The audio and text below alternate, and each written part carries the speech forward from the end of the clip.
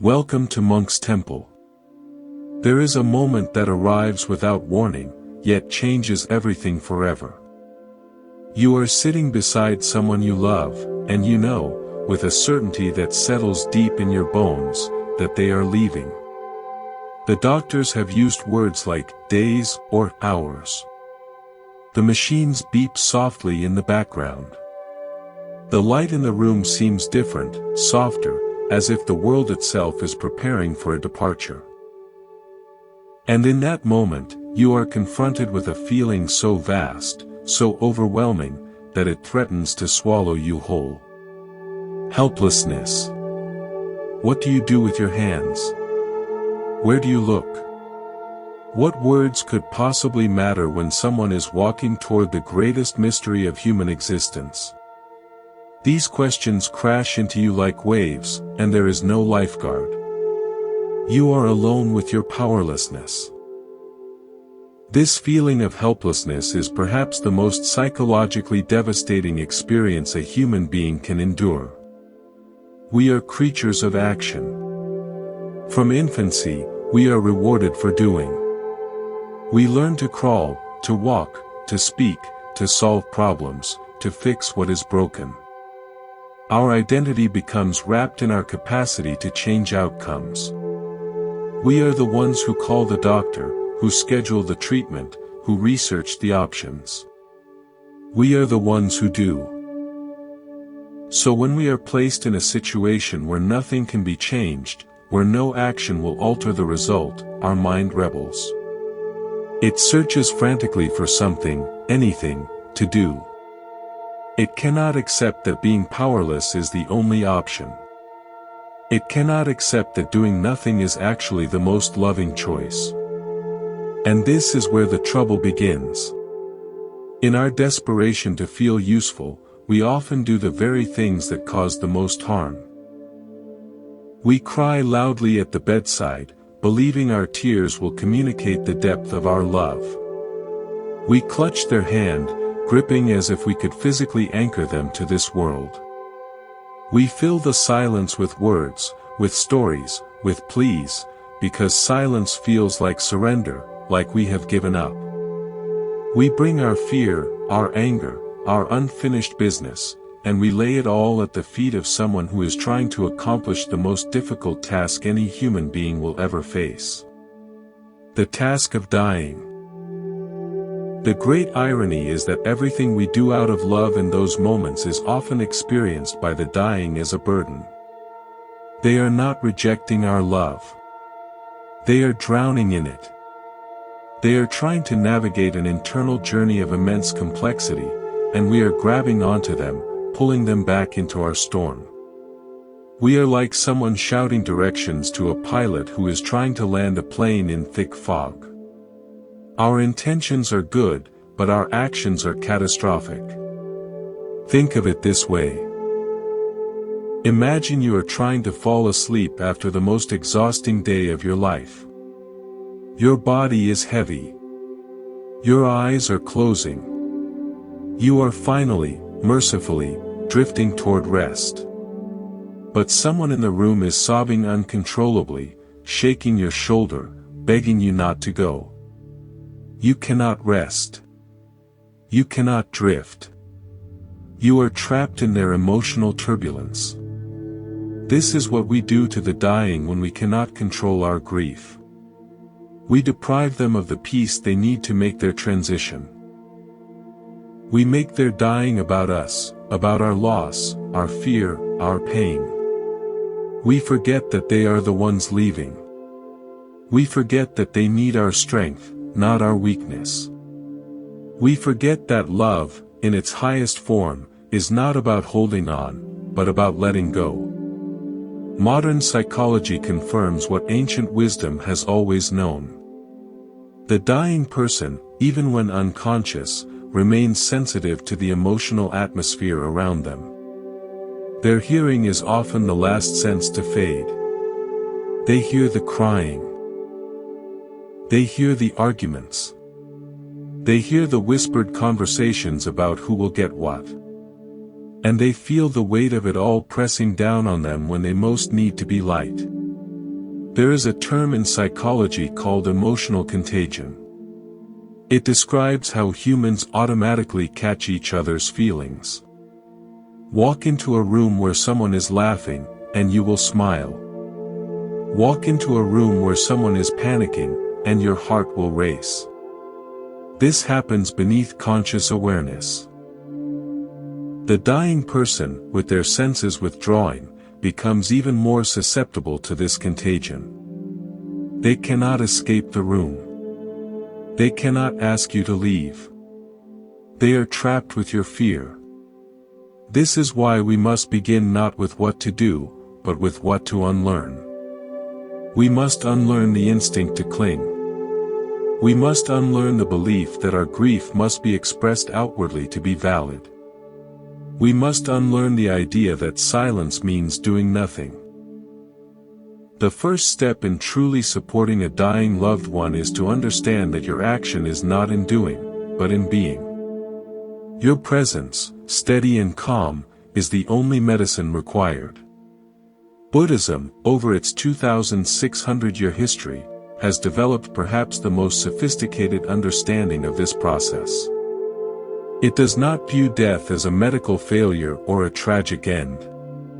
It views death as a transition, a doorway through which consciousness passes. And like any important journey, the traveler needs a calm environment, a clear mind, and loving support that does not hold them back. The question is not whether you can stop death. The question is whether you can transform this inevitable passage into a sacred opportunity for peace. And that transformation begins with you, sitting quietly, learning to hold your own heart steady so that you do not break theirs. Before we go deeper into this journey together, I want to invite you to become a part of the Monk's Temple community. If these teachings resonate with you, if you feel the call to live more mindfully and face life's greatest challenges with wisdom, please take a moment to subscribe. This allows these ancient teachings to reach more people who are walking this same path. Just click subscribe, and let us continue this journey together. Let us now turn our attention to the deathbed itself, not as a place of sadness, but as a landscape of profound psychological activity. Modern science has only recently begun to understand what ancient traditions have known for millennia. The dying person is not simply shutting down like a machine running out of power. They are undergoing a complex inner process, one that is deeply influenced by everything happening around them. Consider what we know from hospice care. Countless documented cases exist of patients who appeared completely unconscious, who showed no response to stimuli, yet later, when they briefly revived or when caregivers observed their final moments, evidence suggested they were aware of their surroundings. They heard conversations. They recognized voices. They responded to touch and tone, even when they could not move or speak. The medical explanation is straightforward. Hearing is often the last sense to fade. The auditory nerves remain functional long after the eyes have closed and the body has stilled. Sound waves continue to reach the inner ear. The brain continues to process them. The dying person may not be able to tell you they hear you, but they do. They hear every word. Now consider the psychological implications of this. Imagine you are in a deep, dreamlike state, unable to move or respond, but fully aware of the sounds around you. You hear your loved ones crying. You hear them arguing about funeral arrangements. You hear them whispering about your will, your possessions, your debts. You hear the fear in their voices, the panic, the despair. And you cannot do anything to comfort them. You cannot tell them it will be okay. You cannot ask them to stop. You are a captive audience to their grief. This is the reality for many dying people. And this is why the psychological environment of the deathbed matters so profoundly.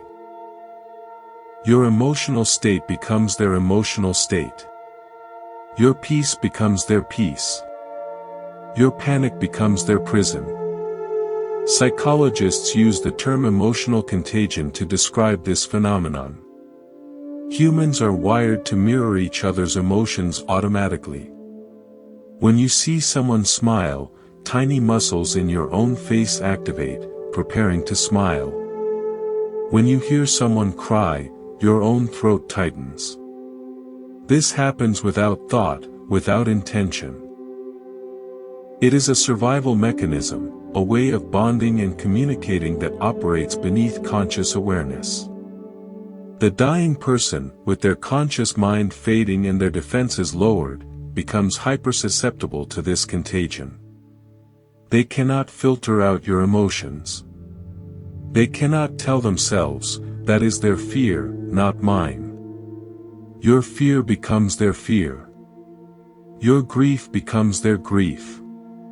Your anxiety becomes the atmosphere they breathe.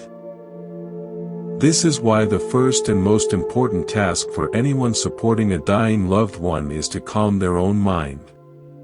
Not for your sake, though you will certainly benefit. For their sake. They need you to be the still point in a turning world. They need you to be the calm voice in the chaos. They need you to project peace, not because you are not sad, but because your sadness is not their responsibility. There is a practice in mindfulness called holding space. It means you are fully present with someone without trying to fix them, without trying to change their experience, without making it about you. You are simply there, a steady, loving presence, allowing them to have their own journey. You are not pulling them back toward life. You are not pushing them toward death. You are accompanying them, moment by moment, wherever the path leads. This is incredibly difficult. It requires you to set aside your own needs, your own fears, your own grief, and simply be present. It requires you to feel your pain silently, to hold it in your own heart, so that it does not spill out and overwhelm the person you love. It requires you to be strong, not in the way the world defines strength, with action and force, but in a deeper way, with stillness and presence. Buddhist psychology understood this long before we had the language to describe it. The mind, it teaches, is like a lake. When the wind blows, the surface becomes choppy, and you cannot see the bottom. You cannot see clearly. But when the wind stops, the surface becomes still, and the water becomes transparent. You can see all the way down to the deepest depths. The dying person's mind is becoming still. The winds of sensory input are calming. The distractions of the world are fading. In that stillness, they have the potential for profound clarity, for seeing the true nature of their own consciousness. But if you bring your emotional storms into the room, you stir up the waters again. You create waves on the surface of their lake. You rob them of the clarity that could be their greatest gift at the end of life. So the psychological task is clear. Calm your own waters. Breathe deeply. Settle your body. Let your grief be there, but let it be a quiet presence, not a roaring storm. Let your love be the still lake in which they can see themselves clearly one last time. This is not suppression. This is not denial. This is the highest form of love, the love that sets aside its own needs to serve another's journey. Now let us turn to the Buddhist understanding of what is actually happening inside the dying person. This is not a map you will find in any medical textbook, but it is a map that has been used for centuries by those who have trained themselves to observe the mind at the deepest levels. It offers a framework that transforms death from a terrifying unknown into a comprehensible process, a journey with recognizable landmarks. In the Buddhist tradition, particularly in the Vajrayana teachings of Tibet, death is understood as a process of dissolution. The body is composed of 5 elements: earth, water, fire, air, and space. During life, these elements work together in harmony, supporting each other, creating the experience of being a solid, living person. At death, this harmony dissolves. The elements separate and return to their source, each one fading in a specific sequence. First, the earth element dissolves. This is experienced as a feeling of heaviness, of sinking. The person may feel as if they are being pressed into the bed, as though gravity has suddenly increased. They may lose the ability to hold up their head or move their limbs. This is not simply muscle weakness. It is the earth element, the principle of solidity, withdrawing from the body. In these moments, the dying person may see visions, shimmering images like mirages or heat haze on a summer road. These are not hallucinations. They are the inner landscape becoming visible as the outer senses fade. Next, the water element dissolves. This brings a sensation of dryness, of flowing coming to an end. The lips become parched. The eyes may feel sticky and dry. The mouth may be dry despite efforts to moisten it. The fluids of the body are withdrawing, retreating inward. The person may see visions of smoke or wispy clouds, insubstantial and shifting. The sense of fluidity, of flow, that characterized life is ending. Then the fire element dissolves. The warmth begins to leave the body, usually starting at the feet and hands and moving slowly toward the heart. The person may feel cold, even if the room is warm and blankets are piled high. They may see visions of sparks, of fireflies, of tiny points of light dancing in the darkness. The metabolic fire that burned throughout life is extinguishing, its warmth returning to the universe. Next, the air element dissolves.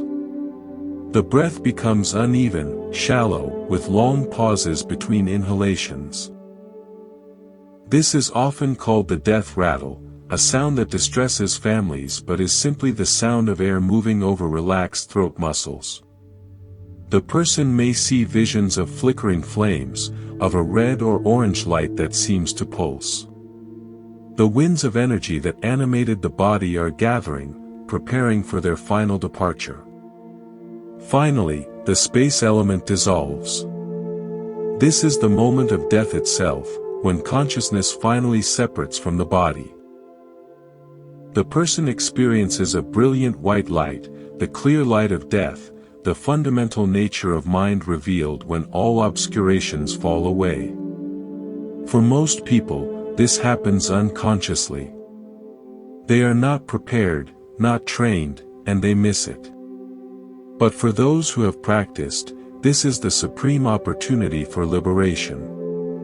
To a doctor, these are simply signs of impending death.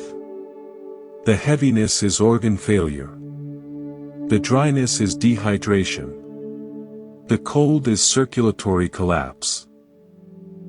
The irregular breathing is brainstem shutdown. And this is true, as far as it goes. But Buddhism invites us to look deeper, to see that these physical changes are the outer expression of an inner process, a journey of consciousness that is as real as any physical journey. This is why a peaceful environment is so essential. If the room is filled with noise and emotion, the dying person cannot pay attention to these subtle inner events. They are distracted by the outer chaos. They miss the signposts. They become lost in confusion rather than finding clarity. The visions that could guide them become frightening instead of illuminating. The process that could be a path to peace becomes a source of terror. Modern research into near-death experiences provides fascinating validation of this ancient map.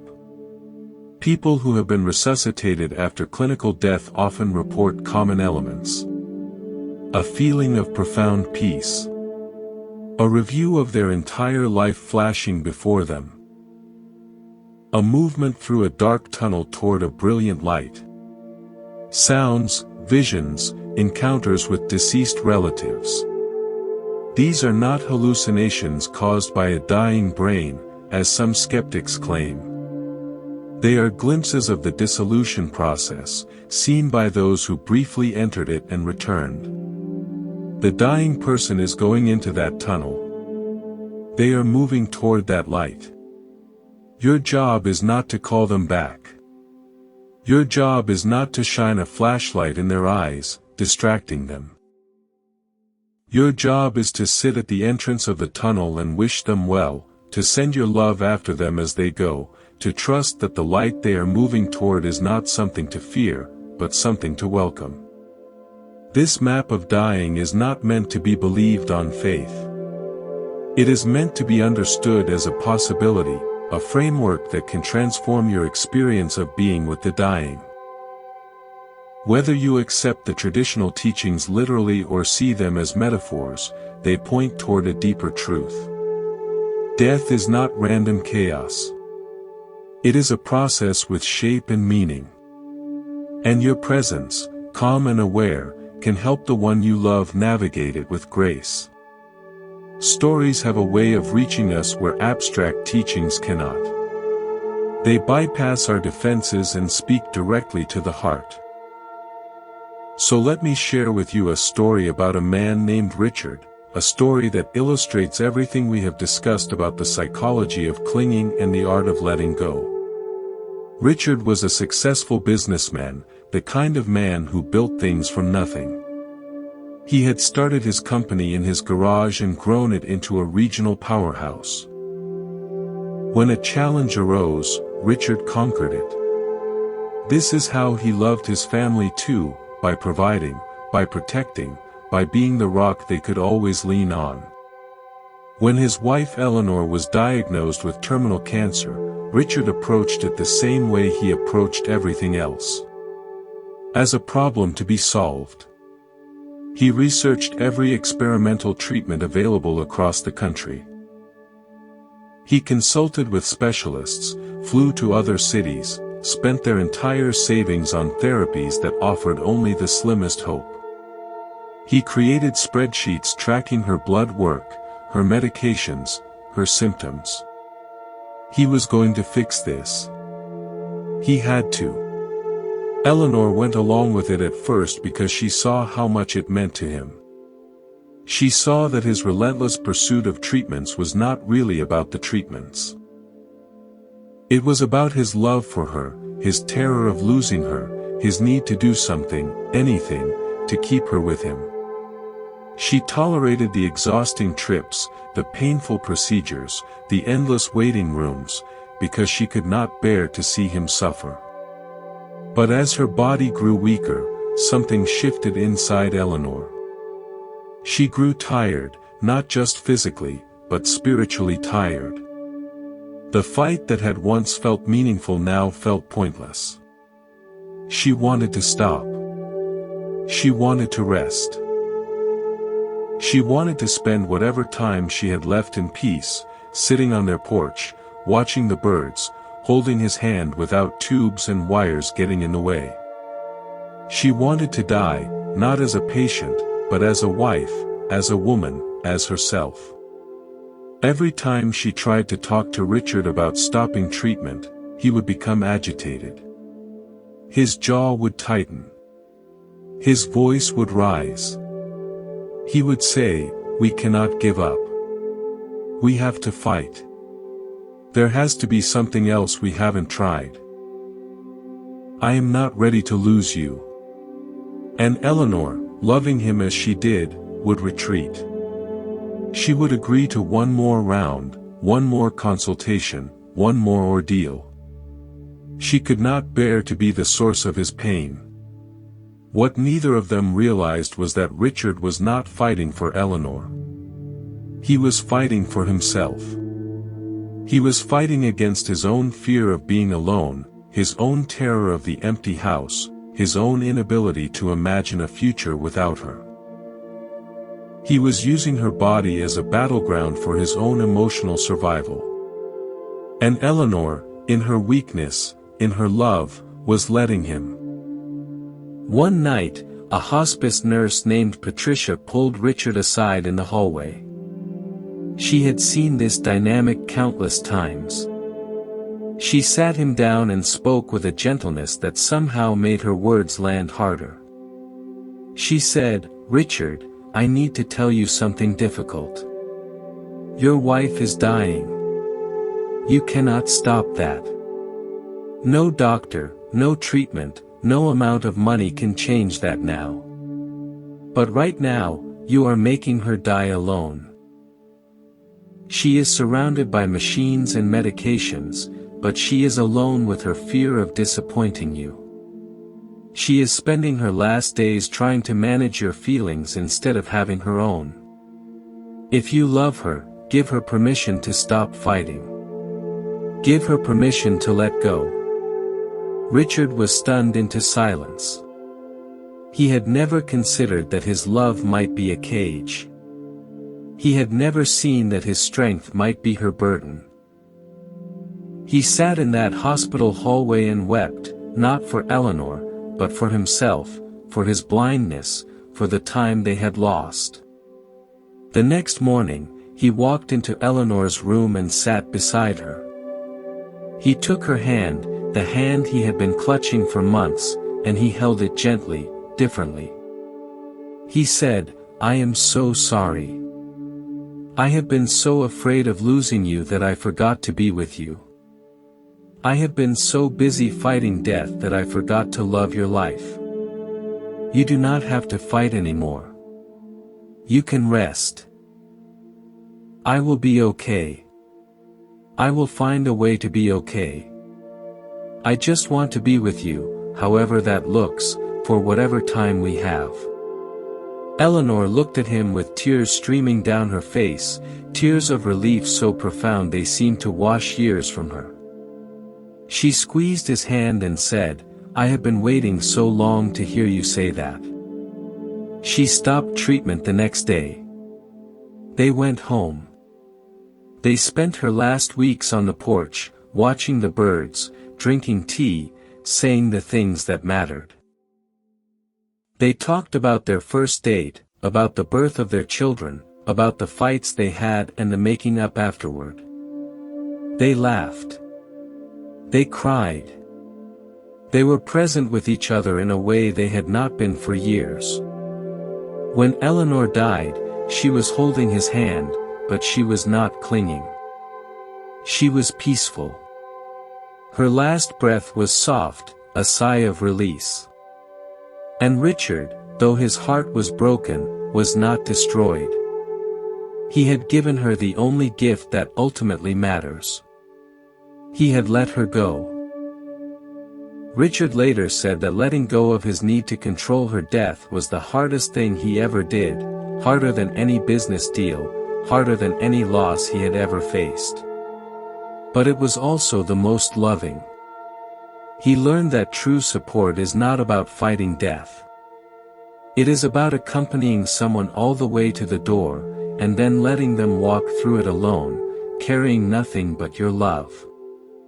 This story is not just about Richard and Eleanor. It is about every one of us who will sit beside someone we love as they die. It asks us the hardest question. Can we set aside our own needs long enough to truly see theirs? Can we love enough to let go? To understand why letting go is so essential, we must go deeper into the Buddhist understanding of what we truly are. Not just a physical body, not just a mind, but an energy system, a dynamic field of consciousness that animates every cell, every thought, every moment of experience. This is the subtle body, and at death, it becomes the primary reality. According to Buddhist Tantra, the human body contains a vast network of energy channels, called nadis in Sanskrit. These are not physical structures you could dissect in an anatomy lab. They are subtle pathways through which life force, or prana, flows. Imagine them as rivers of energy, invisible to the eye but essential to life. There are said to be 72,000 of them, branching and converging like an infinitely complex river system throughout the body. At the junctions of these channels lie energy centers called chakras, wheels of spinning energy that govern different aspects of our being.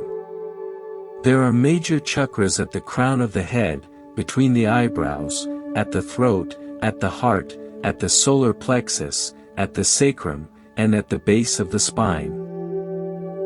Each one vibrates at its own frequency, each one connected to different physical, emotional, and spiritual functions.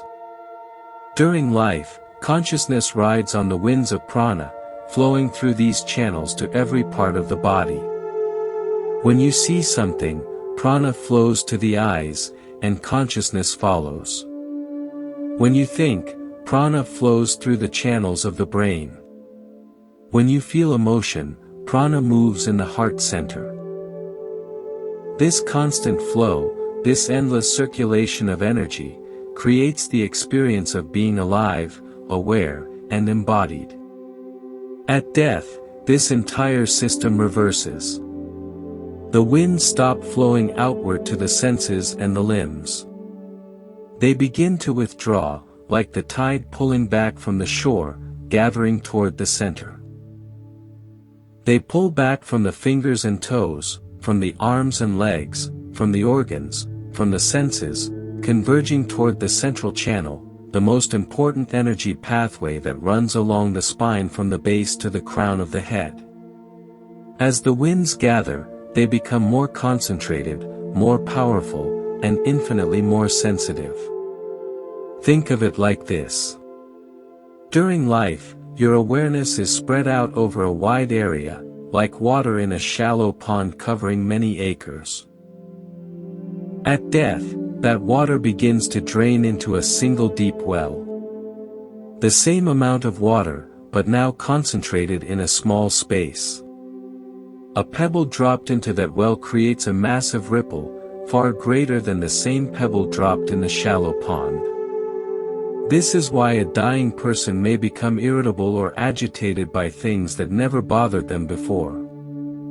A loud voice that they would have ignored last week now feels like a physical blow. A bright light that was tolerable before now feels like an assault.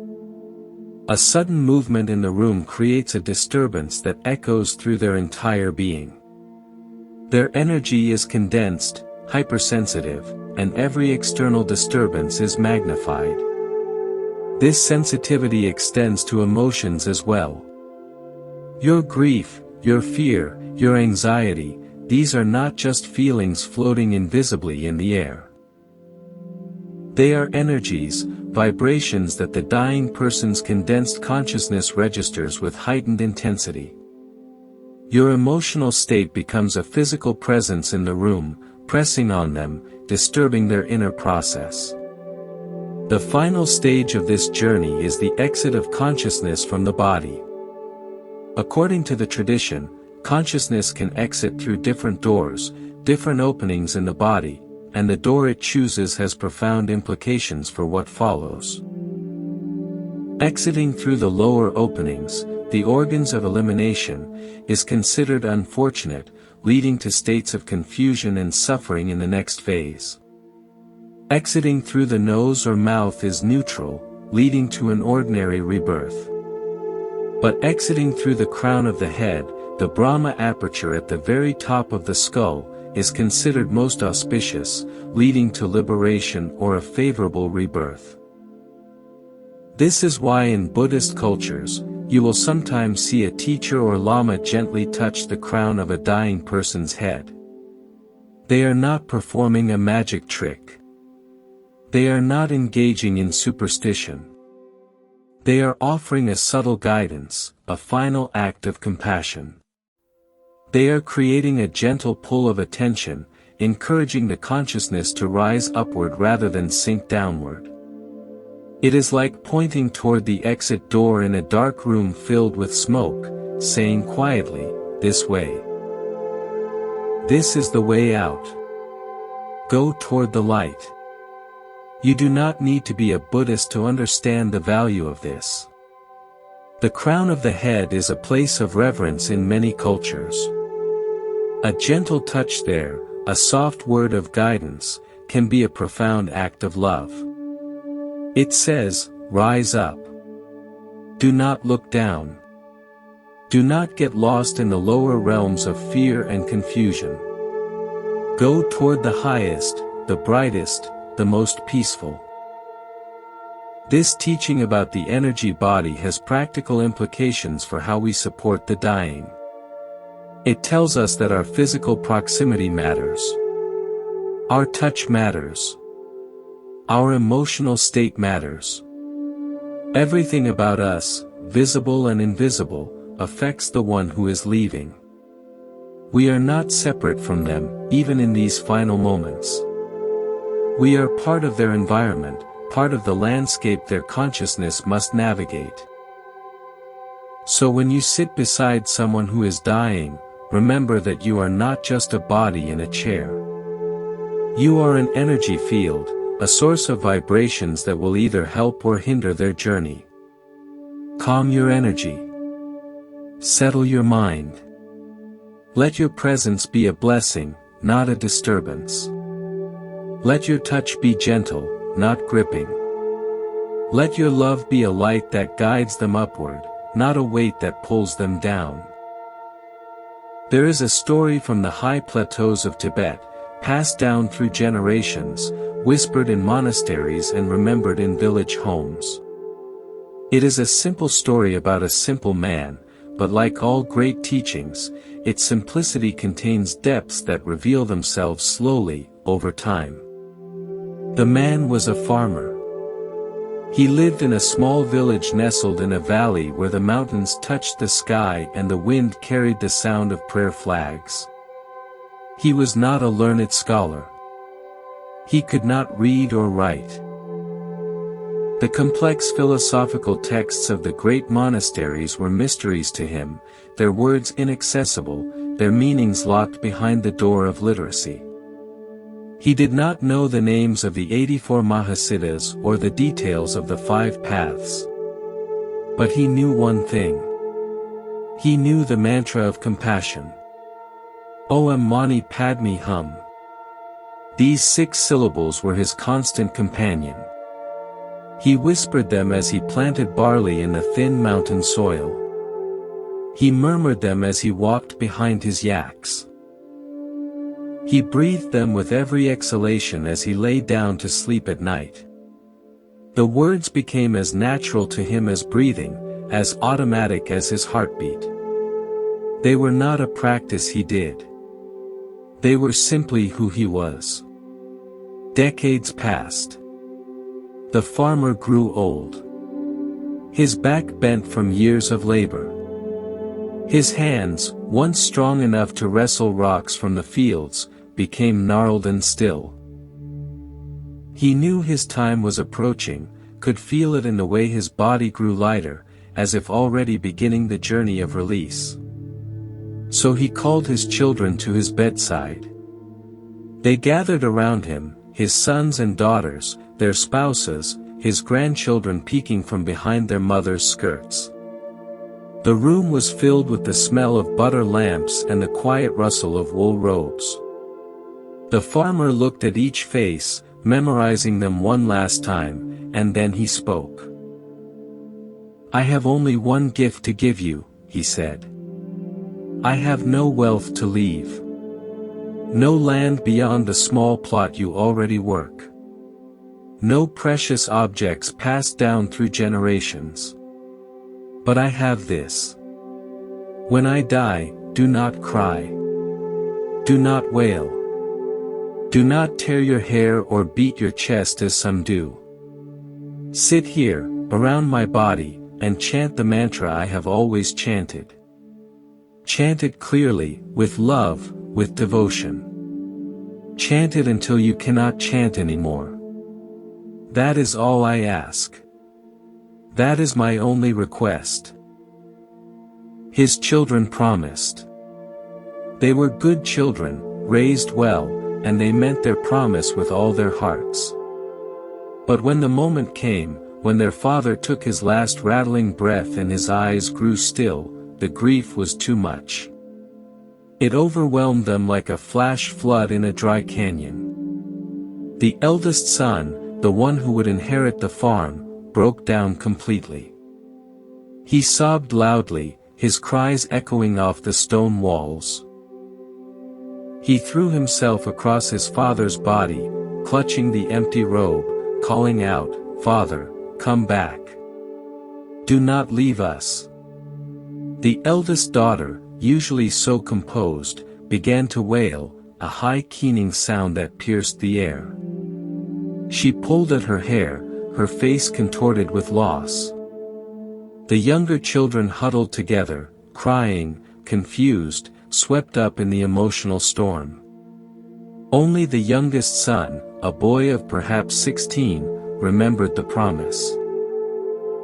He sat in the corner of the room, away from the chaos, and closed his eyes. He began to chant, softly at first, his voice barely audible above the crying. Om Mani Padme Hum. Om Mani Padme Hum. He kept chanting, his voice growing steadier, clearer, as if he were drawing strength from the syllables themselves. As he chanted, something remarkable happened. He later described it as a vision, though he was never certain whether it was real or a product of his grieving, devoted mind. He saw his father standing at the edge of a great chasm, a dark and terrifying void that stretched endlessly in all directions.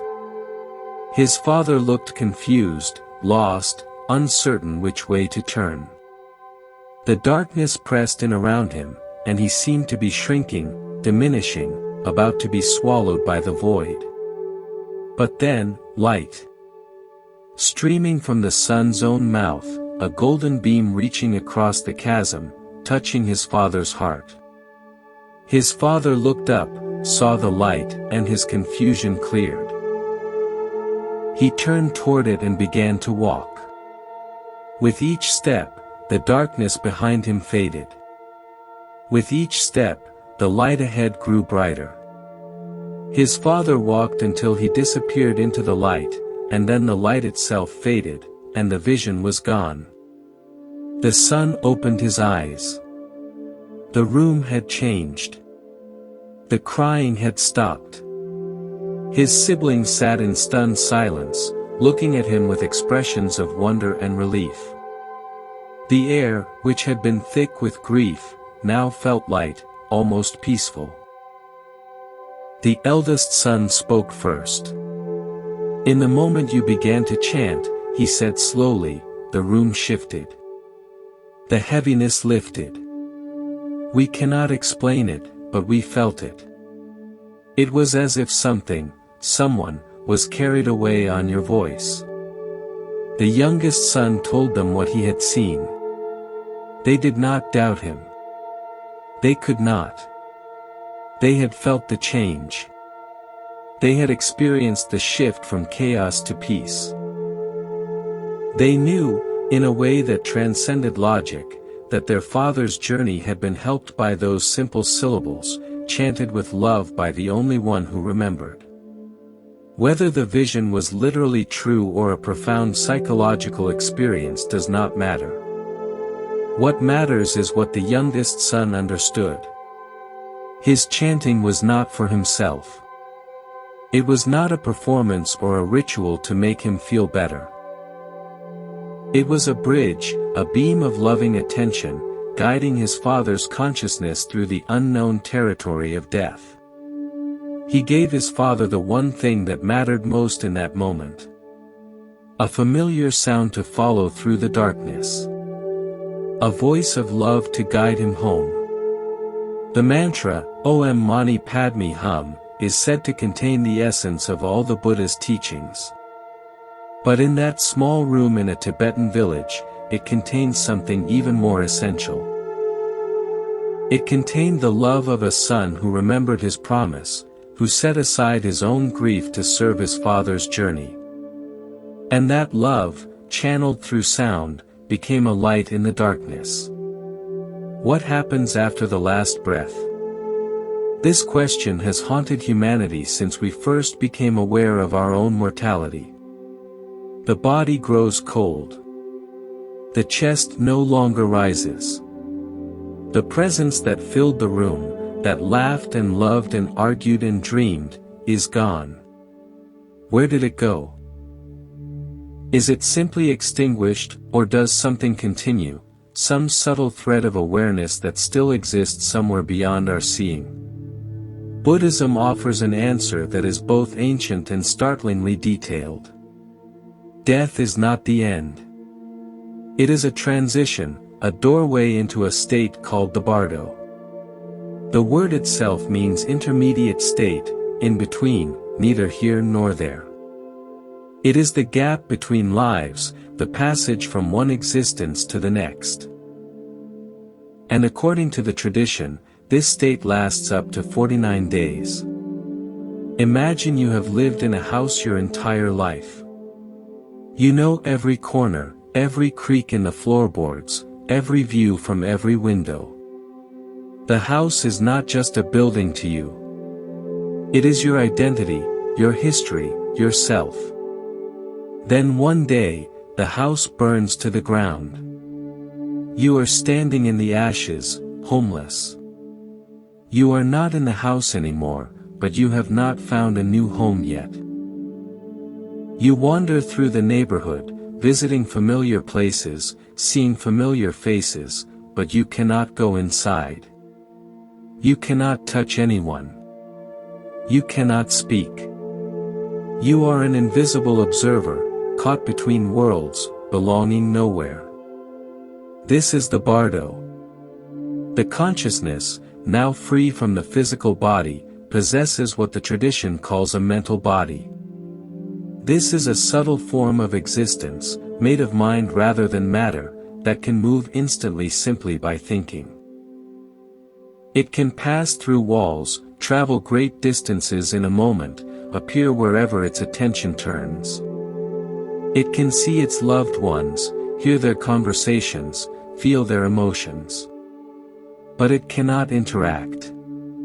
It cannot touch or be touched.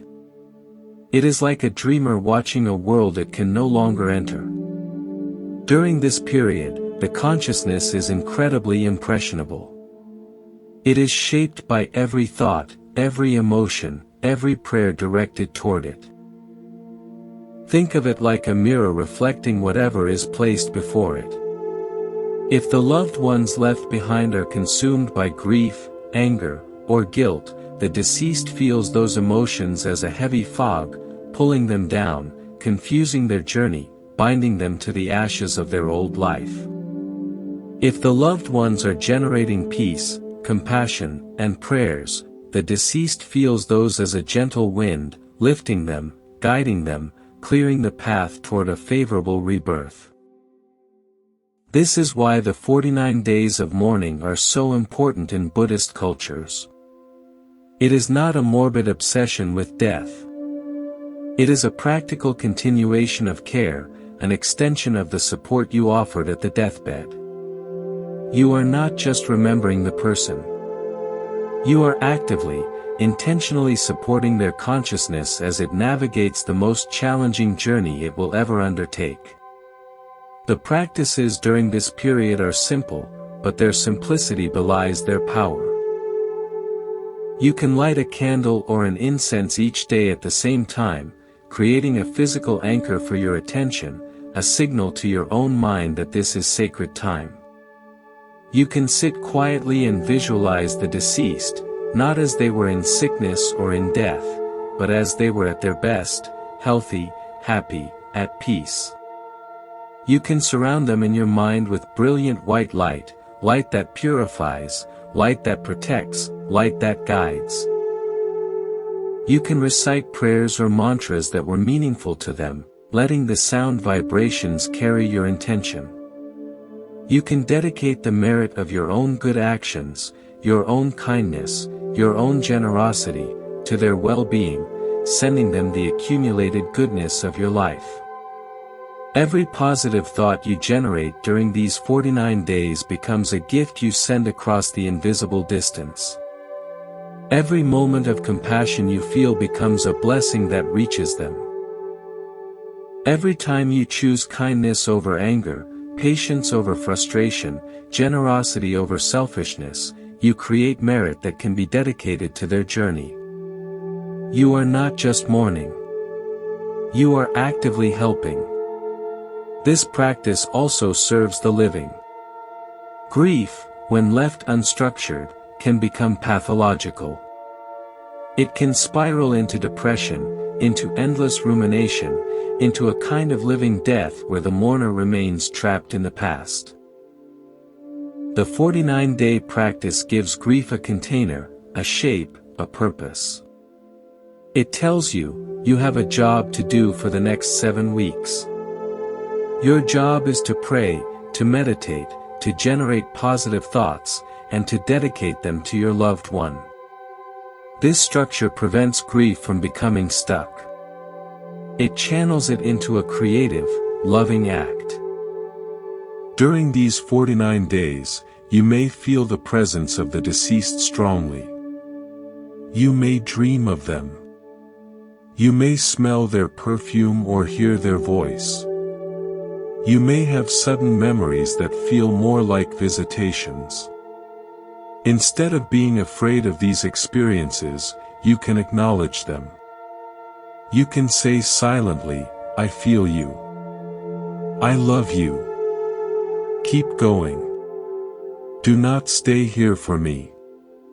I will be okay. Go toward the light. You are acknowledging their presence while encouraging their journey forward.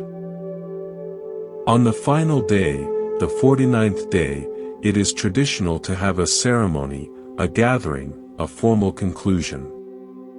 This is the graduation, the acknowledgement that the journey is complete, the flight has landed. After this day, the focus of the living shifts. You no longer pray for them to have a good journey. You give thanks for the journey they had. You move from active support to grateful remembrance. This does not mean you forget them. It means you release them fully into whatever comes next, trusting that your love has done its work, that your prayers have accompanied them as far as prayers can go. You step back from the role of guide and take up the role of one who remembers, one who honors, one who carries their legacy forward in your own life. The 49-day practice is a bridge between worlds. It connects the living and the dead in a relationship of continuing care. It transforms death from an ending into a transition, from a separation into a journey you can still, in some way, support. It is one of the most beautiful and compassionate teachings in all of Buddhist tradition, a gift to both the departed and those who remain. There is a story about a woman named Priya that illustrates the power of the 49-day practice in a way that teachings alone cannot.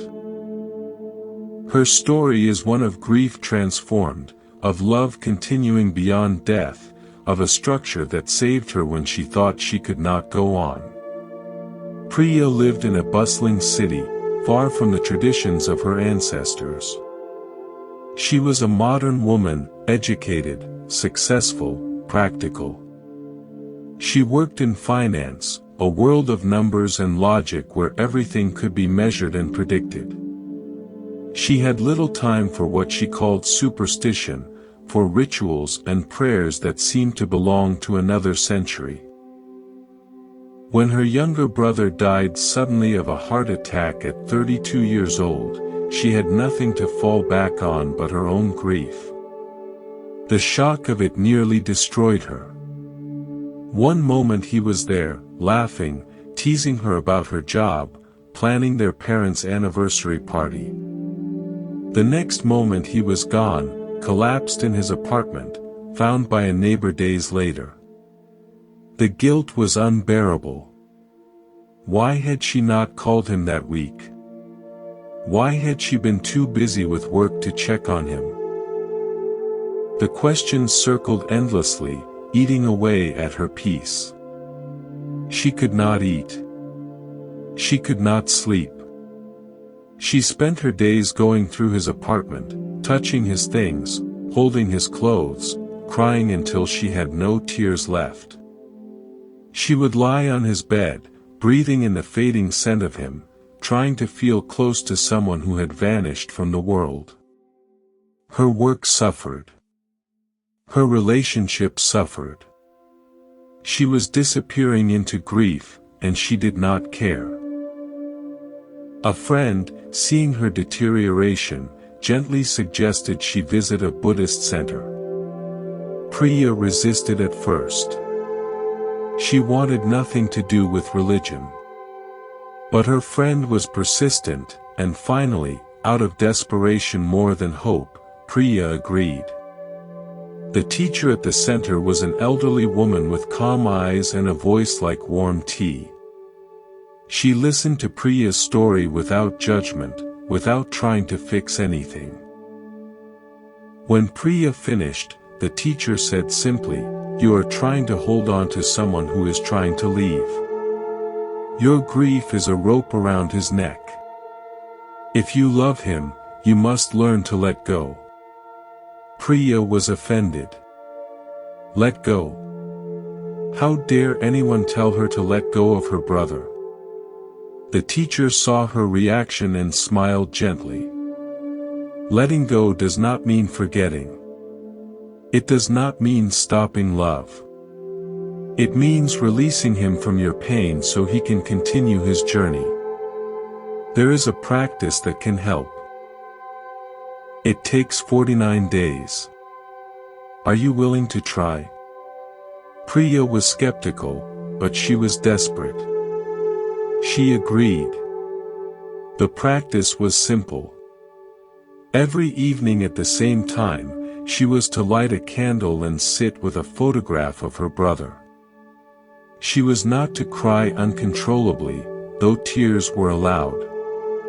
She was to sit quietly and talk to him. She could tell him about her day, share memories, say the things she had not said. But at the end, she was to say these words. You do not need to worry about me. I am okay. You can go wherever you need to go. I will be here, but I will be okay. Go toward the light. The first week was agonizing. She sat before his photograph and sobbed. She could barely get the words out. She did not feel okay. She felt like she was dying. But she kept the practice, night after night, because it was something to do when there was nothing else. The second week, something shifted. The tears still came, but they were less violent. She started to remember him not as he was in death, but as he was in life.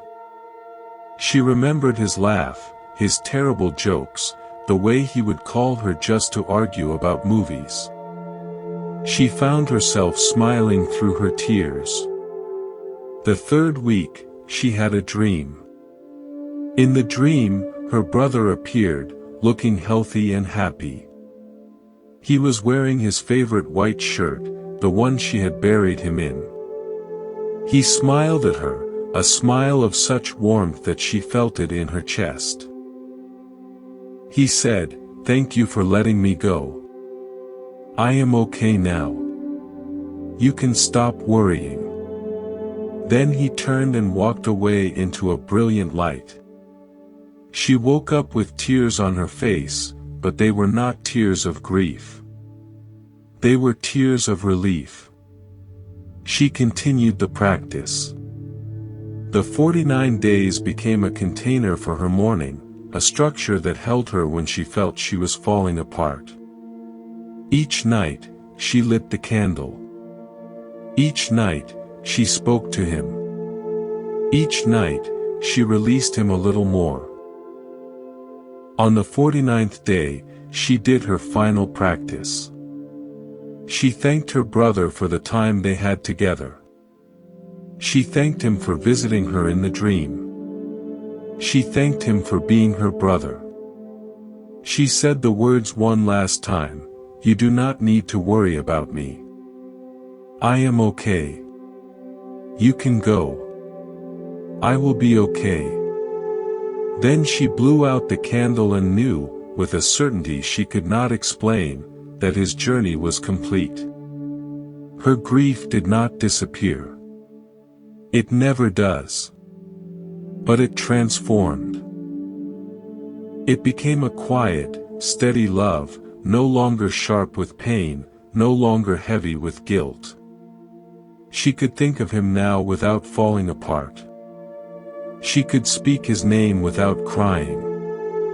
She carried him with her, but lightly, gently, the way you carry a favorite memory rather than a burden.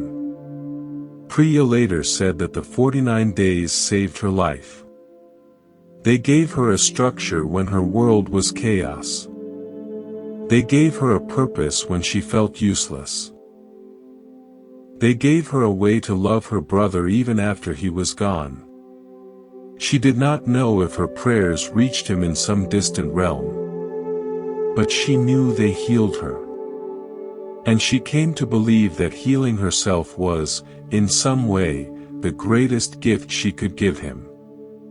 Because he no longer had to worry about her. He was free. And because of that, she was free too.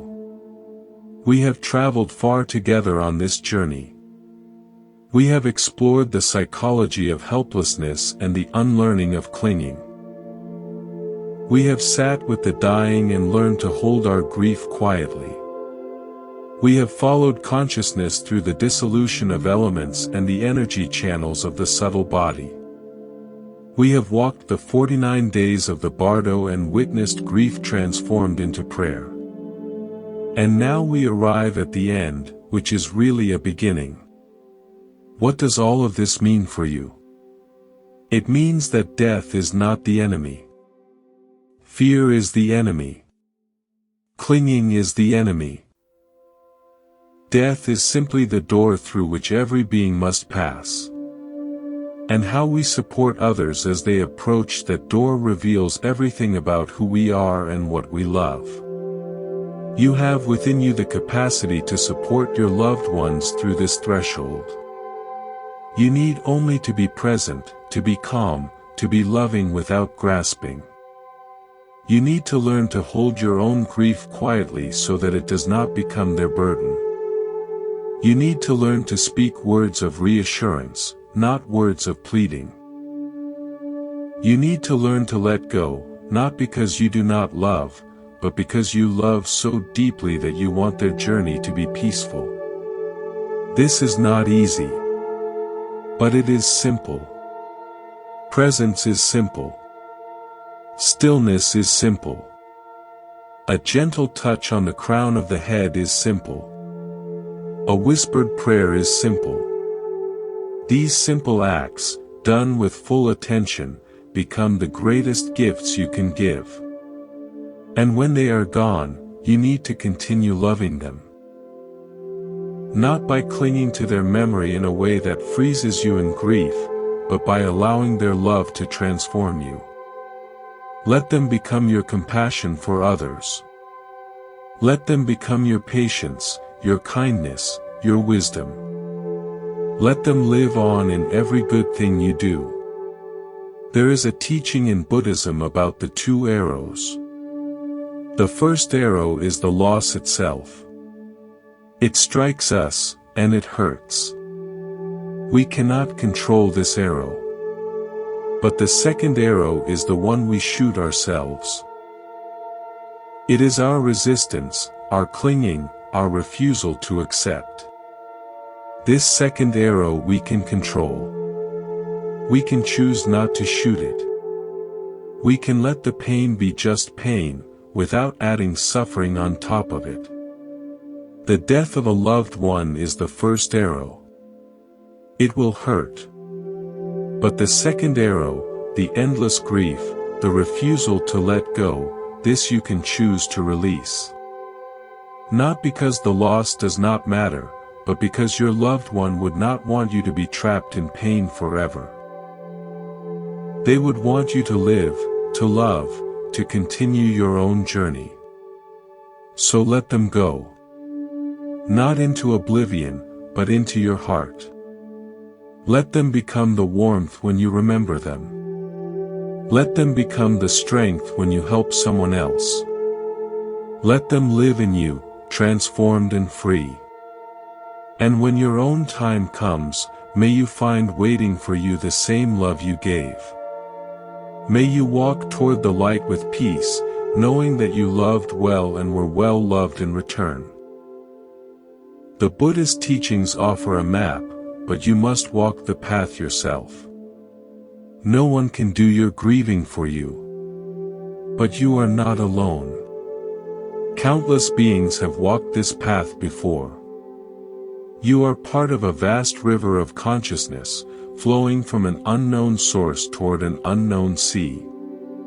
And in that river, love is the current that connects us all. This is the continuation of love. This is the teaching. Thank you for walking this path with us at Monk's Temple. May you be peaceful. May you be loving. May you be free.